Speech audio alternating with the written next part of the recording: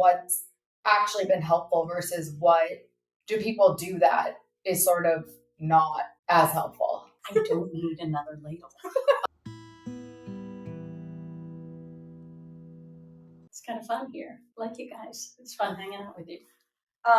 So obviously this is a little different of a setup. We are sitting on the floor of Moots and Doots, our parents' hotel, a room-ish. I don't know what to call Villa. it. Villa, sorry. Villa room in Turks and Caicos. So that's hence the tan and the different background. We're going for a Three Wise Men vibe.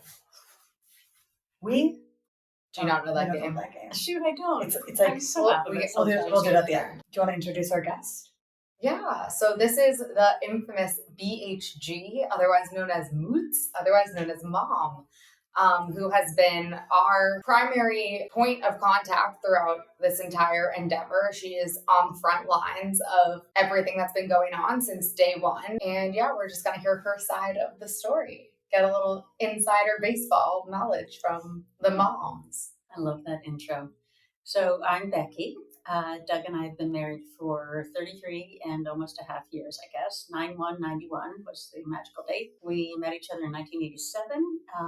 I was living in Salem and working in Watertown, and he was living in Boston and working in Boston. And it seems like ages ago, but we raised these three amazing children. We bought an old dilapidated farmhouse in 1999, which was just ridiculously crazy, but it turned out to be one of the best things that we've ever done. And I think raising the kids there, they can tell you that they had a lot of fun in that house. And we moved to Boston in September of 22. Kind of quickly, we got an offer on our house unexpectedly, but it was time to go. It was time to leave a sleepy town and move into Boston. And weren't you like black market selling our house? I feel like we all just woke up and you were like, hey, by the way, the house is sold. Surprise. I mean, we were definitely thinking about it. We talked to a friend of ours who's a realtor to see, okay, what do you think the house is worth? So that was kind of cool. And that was probably in December of 2021. And then in March, we got an email asking if we wanted to sell our house. Word spreads quickly in Dover, I believe. But, and so we debated it. We met them again. We went back and forth with some numbers, and we ended up closing in early September. And it was the hardest physically and most mentally challenging time I'd ever had in my life. Until now. Probably until now. Dun, dun, dun. So I consider ourselves just immensely lucky because we are literally 5 blocks away from Mass General Hospital. And when Doug got into his accident on April 12th of this year, he was at Boston Medical, which we couldn't walk to, but it was an easy car ride or an easy Uber ride there. So it has given him so much independence from me to be able to walk to his treatments, to be able to walk to his doctor's appointments. And if you know Doug, obviously, Doug is extremely independent and does not like to be babied, does not like to be parented, and does his own thing. So it has really been the silver lining on this horrible stormy cloud that we're living in. It is very serendipitous that we moved to Boston for sure. I feel like the move has given you your own independence as well. So you're not the one. I mean, obviously, like you said, he's walking back and forth. You don't have to drive him around. But in terms of like you having an outlet, like you can just step out the front door and walk the dog or go to JP Legs. I guess that's more of our thing than yours. But you like go to yoga, like do stuff like that I think you weren't doing before because it's so much different operating in suburbia versus where you guys are. Yes, completely. I mean, if shopping is not a problem, we literally walk down the street and can do that or go out to dinner. I did have to give up my volunteer job. That was a lot of what who I was, my identity. That was in Natick. My term on the board was up, and it was a good break then, and that was in June, and I knew that I needed to be home. Doug hadn't gotten diagnosed yet. That was in mid-July, but I just knew that something was wrong, and that it was a good time to break away from commuting back and forth to Natick. So, but yes, it is so easy in Boston, and for he and I to go on walks, it's so much easier than it was in Dover. We would have to drive to walk into the woods in Dover mostly. And So just the ability to not have to get into a car that I have to drive because he hasn't been able to drive since April. He doesn't have a car, so it just makes it so much easier. I also just, he's probably, love him, but the worst passenger. Yes. I can attest to this because, I mean, I don't know. I'm trying to think about like when we learned to drive, if that was an issue, but not particularly. But I taught you how to drive. that might be why. But for Well, I mean, to just play devil's advocate, he taught me how to drive, and I am by and large the best driver of the three. that is true. That is true. I'm not great. The bar's super low. I'm But not a good driver. I'm just saying I feel for you, and I think it's so positive that you guys are in the city where you can just walk. Because for your wedding, actually, I drove Dad, but you also got mad at me for speeding. But anyhow, it was a bit of an ordeal when you're 23 years old and your father is next to you gripping. What is that even called? I forget. Yeah. Yeah, Like the It's way you put your laundry on. white knuckling on whatever the like I Like call the it, passenger like doodad. yes, the passenger do that. Yeah, so that in every like 5 seconds I would like switch lanes, which was probably wrong, but I just do that, and he'd be like, so He was like trying so hard not to say anything. I know. I'm just saying I feel for you, and I'm very glad that you guys can walk. That was my tidbit. Take it back. No, definitely ever since the accident in April, he's been more difficult to drive, and he's also nauseous a lot, so that doesn't help. But he was kind of always like that, which is the whole issue in this. Is that it's like dad, or is that brain cancer? Is that dad, or is that the drugs? And it's just all a combination. Brain cancer or general irritability. And also Would be our version. for Doug, I mean, living in Boston, it's so easy to hop in an Uber if he's meeting someone in Brookline. But a lot of times his friends come in and they were going to Celtics games, or they would just come into the house and have dinner, have a drink or so, or meet them anywhere. And it's just, at my friends as well, it's fun to meet in Boston. The ones who really understand, oh, what can I do for Becky, rather than asking, what can I do for you, Becky? They'll just say, hey, I made a reservation for lunch, or I'll make a reservation. What is this day good for you? Or if not, what day is? And they make the reservation, and we meet and talk, and that's been great. And I don't think that would have happened as much in Dover, but it could have been. It's kind of not as fun. That sort of feeds into my next question. What, just in terms of like, you guys have such a broad friend group, or just people that want to help, want to be there. And I think like people ask Haley and I, whether they're our friends asking or your friends asking, they're like, what can we do? What's helpful? Just in your experience in the last almost year, like what's actually been helpful versus what do people do that is sort of not as helpful? I think if we get another comfort soup box, I literally have 5 ladles. They are nice. But they're lovely. You have 5 ladles? I love the soup. Each box comes with a ladle. Yeah. And like 19 rolls of bread. Yeah, but the bread's really good, and the soup is really good. So I The ladle's not as good. I don't need another ladle. So if I'll be handing them as gifts to hostess gifts. People who come visit us, I'll give you one as you leave. I will probably also give a bottle of red wine, because we have a lot of that. You could save that for us. You can never drink that Challenge accepted.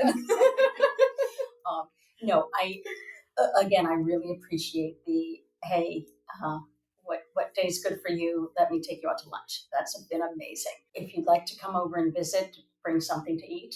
That's really nice too. I'm happy to make brunch for anyone, but I'll also say, hey, can you stop by, talk to you on your way in? I mean, again, right now, guys, it's been easy. Right. It's been easy. Well, you're not shy asking for stuff when you need it too, but at the same time, I think you are so fiercely independent that it's like, I think when you need help, we will know that you need help and people will know. For sure. But there is still stuff that people can do now that I think you don't always let people do, because I think you're just used to doing everything on your own. Well, and it's easy now. It's right. really not. I just need to interrupt, and I'm sorry, I'm literally grabbing the mic like I used to that's grab fine. your face. But I know it's easier now, but it's nothing you're handling right now is easy, and I just don't want you to say that, because I feel like we don't give you enough credit of how an amazing, like there's not even an adjective I can think of the job that you're doing. And mentally, no, it's not easy. It's of course not easy. Will it get harder? Absolutely. But that doesn't mean what you're going through and dealing with so eloquently now is easy by any means. So I just had to cut you off to let you know that. No, I appreciate it. I really do. But sometimes I feel like I'm being trained to do things by myself. But again, really appreciate, Haley, you taking care of his medications. Emma, you talk to him and he will listen. You know, if you suggest something, he will listen, and I do love that. What I need to deal with mostly, and what makes me as most upset, is when he just doesn't let me help, because he knows what's ahead and he wants to do it while he can. He went up on a ladder outside to take care of the lamp. Oh, what? Yeah, and I went with him. But you both went up on the ladder? No, Please don't leave us without anyone. I stayed at the bottom just in case. So this is so when I again it's been very mentally taxing. No one can really help that way. When you guys come home, I feel like I have time. Mm-hmm. I do still have my paddle tennis. I do still can go out to lunch with friends without feeling like I have to have someone watching 24/7. So again, we're not there yet. When we are there, I will have help for sure. So, well, I think you'll have help, and you'll also have us. Like when we're at that point, like you'll have us for whenever you need us. Thank you. Of course, you know that. We love coming home and sharing a bed together. It's real fun. I love that. No, and I have relied on you guys a lot. So I know you were saying that a lot of, like, for instance, correct me if I'm wrong, but I feel like you were saying that, like, for instance, getting lunch with friends or talking to friends, like someone who might actually take an action or come and see you, has been helpful. Do you find that you feel it therapeutic or beneficial to talk to people? Do you find writing helps more? I just am curious about, like, maybe an outlet, paddle tennis, going on a walk. Like, is there something that you think is the most helpful for your mental state, or just to, like, take time for yourself? Or maybe is there, like, something you want to try? This is something Emma and I kind of talk about, because I think we're sort of trying to figure it out for us, what helps. So yeah, coping mechanisms. Yeah, coping mechanisms. I, for some reason, forgot that word. Thank you. Yeah, all of the above, obviously. I mean, I am still playing paddle at least once a week, sometimes twice. And that's in Dedham, so I do have to leave, him for about sometimes 4 hours, because I'll go shopping when I'm in the suburbs But sometimes too. that's probably nice. It's great. It's great because it can happen. The yoga has been really helpful for me. It's been calming. It's been helping with my breath. It's really been quite lovely, and that's just down the street also, so that's been good. Yeah, all of the above. The fact that we have the public garden and the Boston Commons within 2 blocks has just been amazing. And you know me, I'll go for the 3-mile walk around the river too. The walk runs. The Smoots Bridge. Can you tell us more about the Smoots Bridge? Please tell us about the Smoots Bridge. It is the Harvard Bridge. Although it goes MIT, to MIT. MIT. No, it is the Harvard Street Bridge, I should say. I'm sorry. I think she knows. But it's called the Smoots Bridge because I believe in the 70s there was an MIT student called, his last name was Smoots, and he was short. I think he was about 5'4", so even a little bit taller than Haley. And they measured the bridge in Smoots, so you have all the different as you head into the bridge, I think it goes to it's just silly. There's 10 smoots and 20 smoots, and then you get to 69 smoots, and it says something silly. And then in the middle it goes, I know, halfway smoots is like 245 or something. I have no idea. Anyway. Smoots, if you're listening, we'd love to have you on the podcast. I'd love to meet Smoots. Same. Smoots is, let's see if he's still alive. Smoots is like my Roman Empire of sorts, I think. That's like Smoots and like the Pied Piper are people that I think about almost every day. You do think about the Pied Piper a lot. Do you have any like that? No. Really? Not like Abe Lincoln? No. Why would you think about it? A lot of people think about Abe Lincoln. Huh. More than the Pied Piper? Probably. Like mine's Robespierre. Everywhere I am, like he's also there. I feel like I'm walking into work and there's a big pack of people walking to New York, and I'm like, oh, it's like the Pied Pipers leading us all down to Tribeca. Oh, like I don't know. I always feel like when you move in groups or you do things in groups or you're following the leader, my brain is like Pied Piper. Like I can't get him out of my head. And he was a pedophile. Yeah, really? 100%. That's like his whole bit. I thought I don't know anything about him. He played the flute. Oh, was that for little kids? And he lures children into a cave. Completely. And never came out of the. They never came out of the cave? Yeah. Wait, is this like a children's tale? It's like Brothers Grimm type shit. Yeah, Brothers Grimm. Brothers Grimm was grim. Scary. Very grim. Very grim. So yes, I have lots of outlets now that we're in the city. I think if we lived in Dover still, I don't know what I'd be. Exercise, have you, and talking to people. Do you write at all? I write. I have a journal. I brought it here, Oh, and that's that's nice. really good. And I keep all of our doctor's appointments notes in there as well. So it's sort of like my GBM journal. And I write sometimes my frustrations. I write what Daddy's been going through because I don't think he is. Sometimes he writes down the symptoms on in notes, but I've been doing that a lot. I did it a lot when we were in California. I read a book on glioblastoma, and I really felt like I was learning a lot. There's a support group for caregivers that our MSW at MGH holds every 2 weeks, I believe.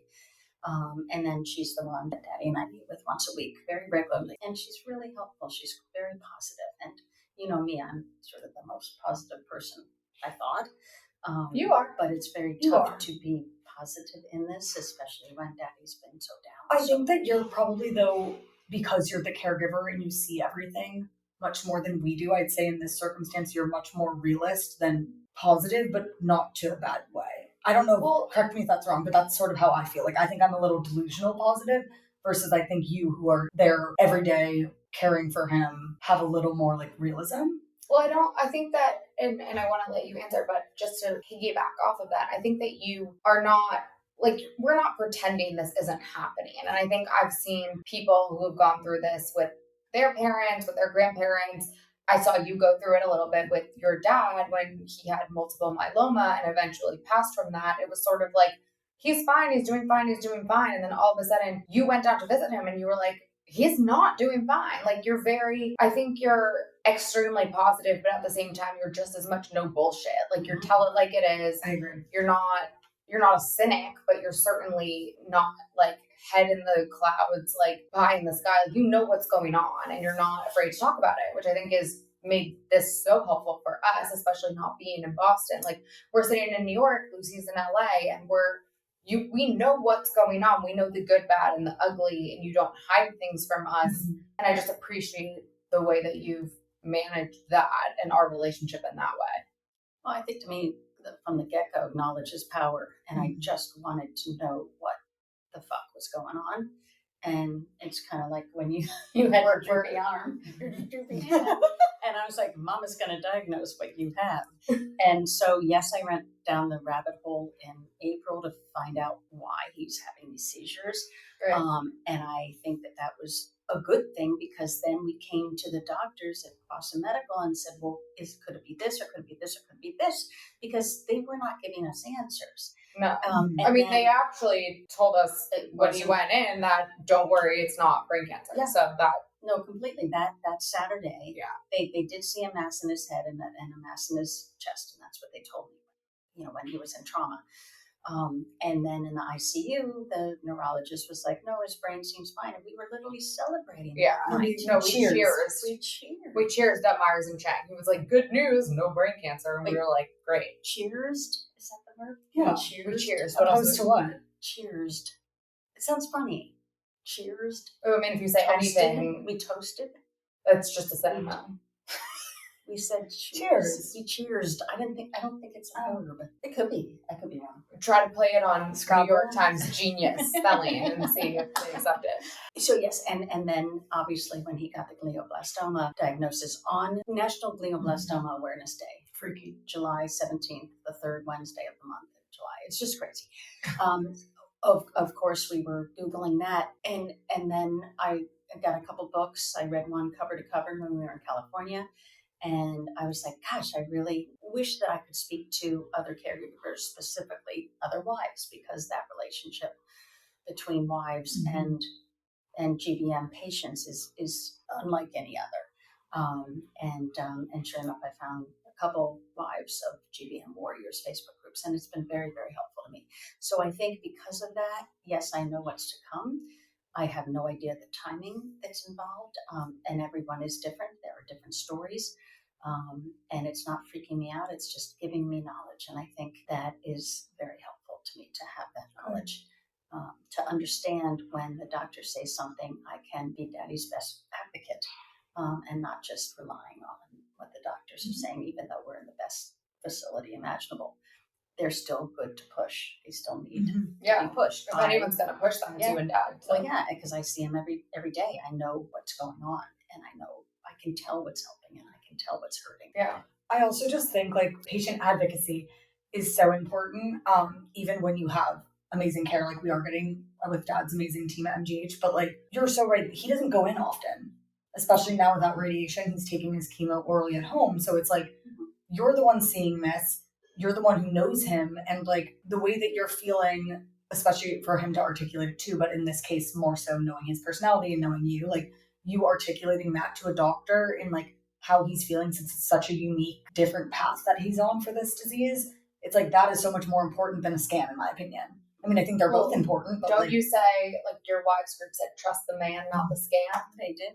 They totally did. I love that. Yeah. And No, it's true. It is true. Patient advocacy is so important. It is true because the doctors try to see a scan and they sometimes want to make you feel better. And I did feel like that in early November when he had his first scan since August. Well, I think it's like pushing I forget what the exact phrase is, but like pushing a cart up the hill or something like that. It's sort of like, we know with his Pissing up a rope. Yes, pissing up a rope. Dad says that. He does. That's sort of what it feels like, because we know, like, the radiation showed some improvement, but we know with his unmethylated DNA structure, like his genetic markers, that the chemo is probably not going to do anything. So it's sort of like, okay, you're poisoning your body, you're feeling like shit, and for what? So I feel like we're in a weird spot right now with this next scan, because you don't want to hope that there's been tumor growth.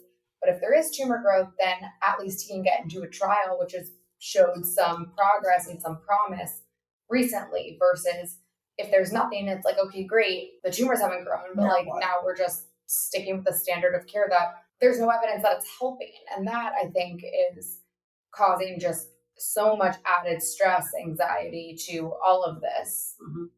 And just pain too. Like, just like thinking about how harsh chemo is on your body, like you were saying, it's poison, but like that's not helping. It suppresses his immune system so much. Yeah. It's just like that quality of life is so low. So it's maybe there's a new path that we take if there's no growth, but the chemo is not helping, then like maybe he takes a little med break. Like, I don't know what it'll look like, but having you there to advocate and figure it out with the doctors, that combination of their medicine knowledge, and your lived experience with him will be huge. Very much so. From the very beginning, his neuro-oncologist was unsure about the Temodar in his situation. So, what's Temodar?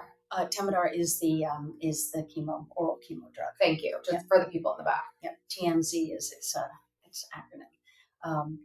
And do you know that TMZ is also like a slutty like celebrity news outlet? Oh, that's so TMZ. Funny. It's like all the housewives are always like leaking information. They're like, you sold me out to TMZ Radar Online. Do you know about that? Yes. Okay. Anyway, it's like FOPA. When I was president of the FOPA, it's just like when you were president of FOPA. Elaborate. FOPA stood for Friends of the Performing Arts, FOPA. And I remember coming home and mentioned it to you guys, and you're like, "Oh my god!" It's like, what? Well, it sounds like FUPA. So yes. So back in August, doctor was deciding, actually it was in July, what the treatment would entail with radiation. And we were waiting for the methylation status to still come from the biopsy. And so she kind of gave us if it's methylated, we will go with the chemo and the radiation. If it's unmethylated, we may do something else. So I knew off right at the bat that being unmethylated is not good. So we kind of went into this not having great...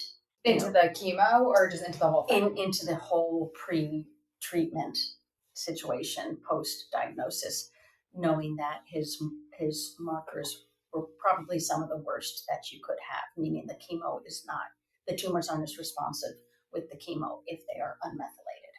Right. And wild type as well, and inoperable. So, and many cases are operable. Because it is spread in multiple areas of the right side of his brain, as well as a little bit in the left hippocampus too. There were just too many places where if they were to operate on it, they would harm the good cells as getting out the bad cells. So it's almost interesting that in his case, he didn't have to go through that. Mm-hmm. And it was just, boom, started with the radiation after we went on vacation, which is another thing I advocated for, remember? We waited a week for the treatments to start because we had this weekend in the vineyard, and I pretty much put my foot down and said, we are doing this vacation. Yeah, and that's the kind of thing that you need to do. Also, like starting 1 week later, like makes a difference. Sorry, continue. Yeah. And again, the oncologists are treating the tumors. Sometimes they don't see the whole person or the whole family. So what we're starting is palliative care, which they are thrilled about, because sometimes even palliative care should start right after diagnosis, because it's not just not just treating the cancer, but it's treating the person and healing the person so that the person can be stronger and better prepared mentally. There's a lot of that your mental state is so important. I think like in this circumstance too, it's sort of like, this isn't one that you beat really. So it's sort of like, you don't want to limit him in those ways, but he can absolutely work with a nutritionist, work with a trainer to at least feel good. Like he's not giving up, because that also feeds into the quality of life as well. It's just feeling good. I remember you guys FaceTimed me and he was like, hey. I was like, what's up? He was like, how do you make overnight oats? And I was like, really?